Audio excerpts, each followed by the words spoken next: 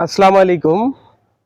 প্রামাণ্যের চিত্র বিডি থেকে আপনাদের সবাইকে স্বাগতম। আমি আল মামুন আকাশ। আমি আজকে আপনাদের দেখাবো ছাদ কৃষি সম্পর্কে। যে আসলে ইচ্ছা থাকলে যে কতটুকুর ভিতরে ছাদ কৃষি করা যায় এবং নিজেকে স্বাবলম্বী থেকে শুরু করে পারিবারিক চাহিদা মেটানো যায়। কারণ এই ব্যস্ততার শহরে কোথাও এক ফোঁটা এখন আর জায়গা পাবেন না যেখানে আপনি কৃষি জমি কৃষি উর্বরতাকে বৃদ্ধি করতে পারবেন। তো সেক্ষেত্রে যার যার নিজের ছাদে ছাদ কৃষি করুন এবং নিজেকে স্বাবলম্বী করে তুলুন। চলেন তাহলে দেখা যাক আজকের ছাদ কৃষি সম্পর্কে আমাদের এই আলোকচিত্রটা। যতদূর চোখ যায় শুধু ইট পাহাড়ের নগর।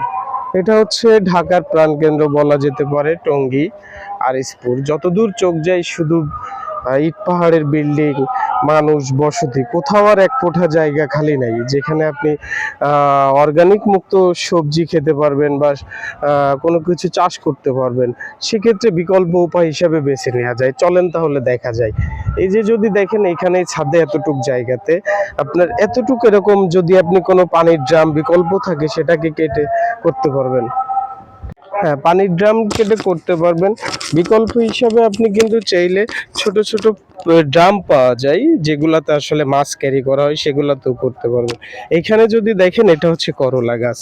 কয়েকদিনের ভিতরে এটাতে কিন্তু ফল আসবে। এই যে দেখেন, এটাতে আপনার পারিবারিক চাহিদা অন্তত মিটে যাবে। এখানে আপনাকে আর বেশি কিছু করতে হয় না, কিছু একটু পরিচর্যা করলেই হবে।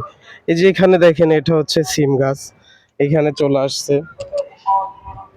এই এদিকে এদিকে যদি আপনারা লক্ষ্য করেন সিম গাছে ফুল চলে আসছে।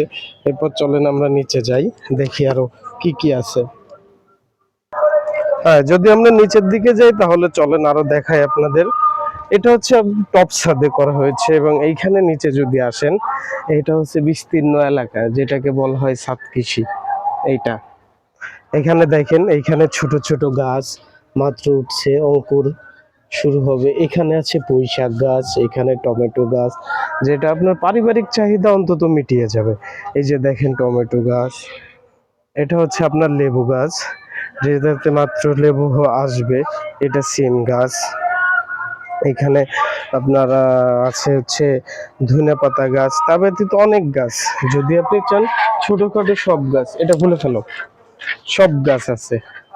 এইখানে দেখেন সিম গাছের ফল চলে আসছে।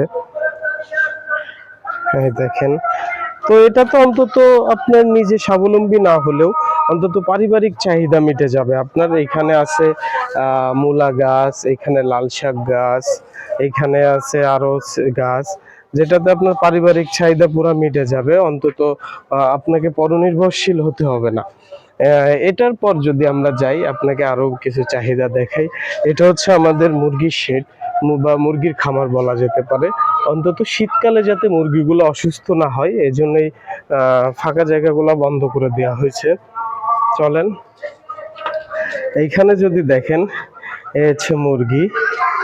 এইখানে মুরগির যে দেশি মুরগিগুলা দেখেন, এখানে অনেক মুরগি, পাশাপাশি দুইটা শেড। ওইখানে রাখা হয় ছোট বাচ্চাদের আর এখানে রাখা হয় বড় বাচ্চা মুরগিগুলো।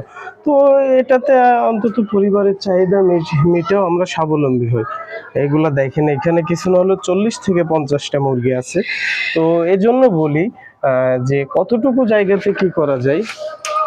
এটা যদি দেখেন অল্প জায়গাতে কতটুকু জায়গা, মাত্র অল্প কিছু জায়গাতে এই খামারটা করা হয়েছে। এর উপরে ইনশাল্লাহ আস্তে আস্তে এটা বড় করা হবে।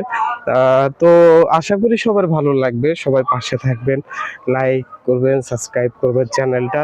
আমরা যতটুকু সম্ভব আপনাদেরকে দেখানোর চেষ্টা করেছি যে ছোটর ভিতরে একটা ছাদ কৃষি কিভাবে আপনার পরিবারকে সাহায্য করতে পারে, কিভাবে পারিবারিক চাহিদাটা মেটাইতে পারে এই ঊর্ধ্বমুখী বাজারের সময়ে।